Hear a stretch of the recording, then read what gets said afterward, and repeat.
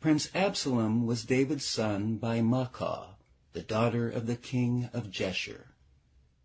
Absalom was a charming man who lived in great style, a favorite of his father and the people, and he had a beautiful sister named Tamar. Prince Amnon was David's son by his third wife Ahinoam. He was the king's oldest and considered himself heir apparent to the throne. Amnon fell madly in love with his half-sister Tamar, and was so tormented that he became ill. He had no way of talking to Tamar, because girls and young men were kept strictly apart. Amnon's cousin Jonadab told him, "Go back to your bed and pretend you are sick, and when your father comes to see you, ask him to let Tamar come and prepare some food for you." King David agreed, and Tamar was sent to Amnon's quarters to prepare some food for him. But when Tamar set the serving tray before him, he refused to eat. He ordered his servants to leave, and told Tamar to feed it to him in his bedroom. Then he grabbed her and demanded that she come to bed with him. Tamar told him to stop being foolish, that it was a serious crime, and that she would be full of shame. She said to speak to the king about it, and that he would let him marry her. But Amnon wouldn't listen, and because he was stronger, he forced her. Then suddenly his love turned to hate, and he ordered her to leave. She told him to reject her now would be an even bigger crime. But she was escorted out. Absalom had a deep hatred for his half-brother for what he had done to his sister, and silently nourished his revenge. 2 years later, Absalom's sheep were being sheared in Baal-Hazor, a village on the border of Ephraim. He invited his father and all his brothers to a feast to celebrate the occasion. The king turned down his invitation, but his brothers came for the celebration. After Amnon got drunk, Absalom ordered his men to kill him, and they did, right in the middle of the celebration. The other brothers jumped on their mules and fled. Absalom fled to Geshur, where he stayed for 3 years. Eventually, he returned to Jerusalem, but King David refused to see him.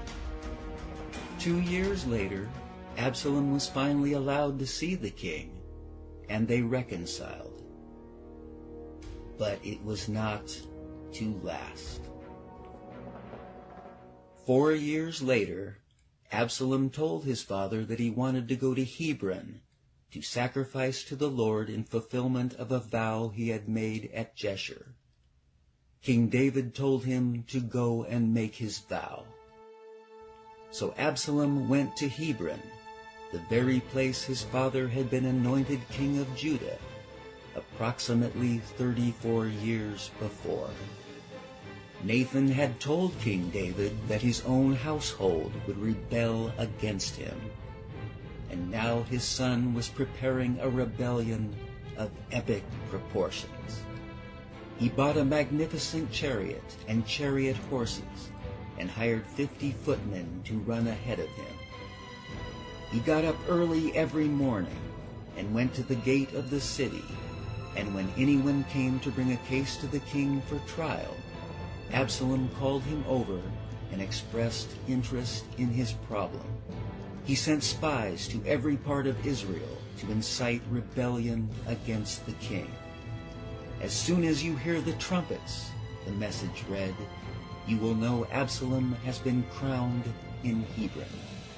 He sent for Ahithophel, one of David's trusted counselors, who declared his devotion to him, as did many others. So the conspiracy became very strong.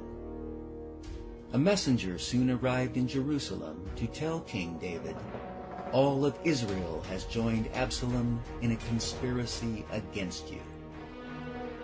The king decided to flee. Because the rebellion was so widespread, it would not have been easily suppressed, and innocent people would be killed. David didn't want Jerusalem to be destroyed. And despite Absalom's behavior, King David still cared for his son and didn't want to hurt him. The king left 10 of his young wives to keep the palace in order, and the rest of the household left with him.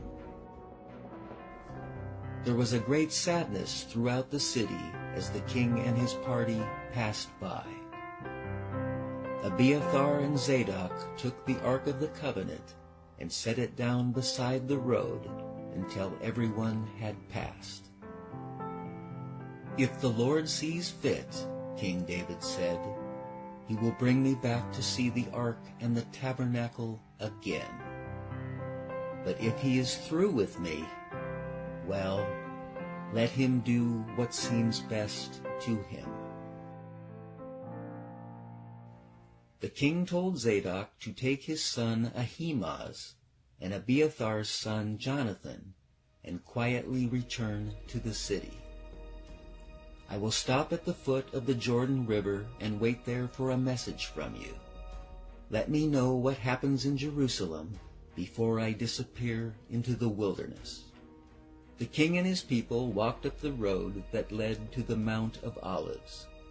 Someone told King David that Ahithophel was now the advisor of Absalom, and the king prayed that Ahithophel would give his son foolish advice.